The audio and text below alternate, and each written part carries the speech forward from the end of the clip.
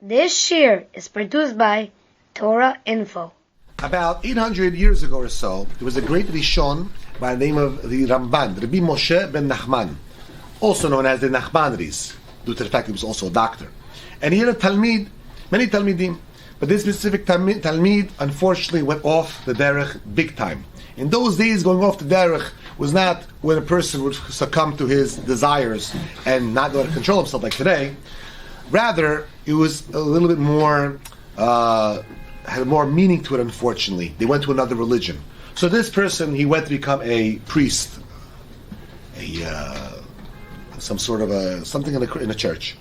And years passed, and the Ramban met up with this dear Talmid of his. And he asks him, why in the world did you go off? What caused you to go off?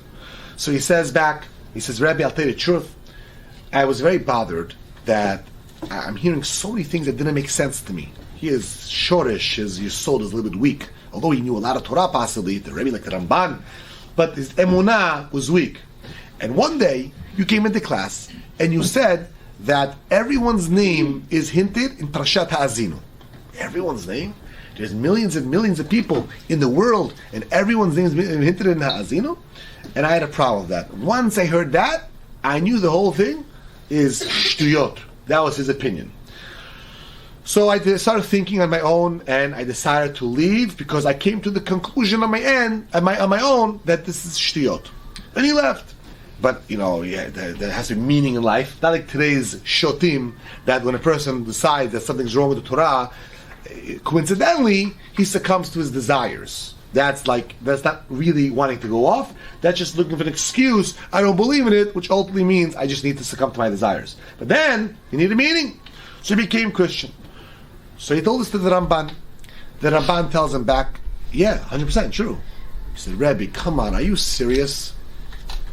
He said, come on, are you serious? You saw what happened to me. You're sticking to your guns. It was, stories then. Say the truth.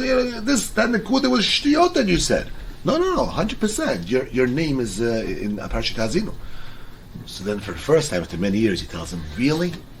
Where is my name in Parashat Haazinu?" So he says, "Well, first you daven to Hashem for a special siyat d'shmaya. The Ramban knew the Torah. We're known today to say that he knew Torah amazingly. He knew Torah. Forget about it. The Rishon, from top Rishonim, the most famous Rishonim, he davened to Hashem." And he came to the Pasuk. Pasuk Chavav in Parashat Haazinu, on page 1279 in this Chumash. Amarti, he says. I said. This is what I said. This is Hashem talking to Torah. Ramban's quoting Hashem. He's telling him, Amarti, I said. Af-ehem. I had said, I will scatter them to the corners. He writes over here.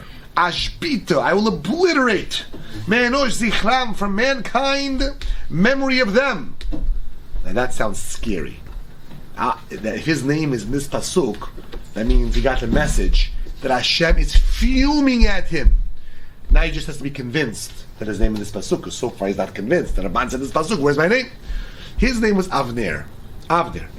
And if you look at the pasuk, he writes over here, Amarti, I said, and now he calls out the name of the person, Avner.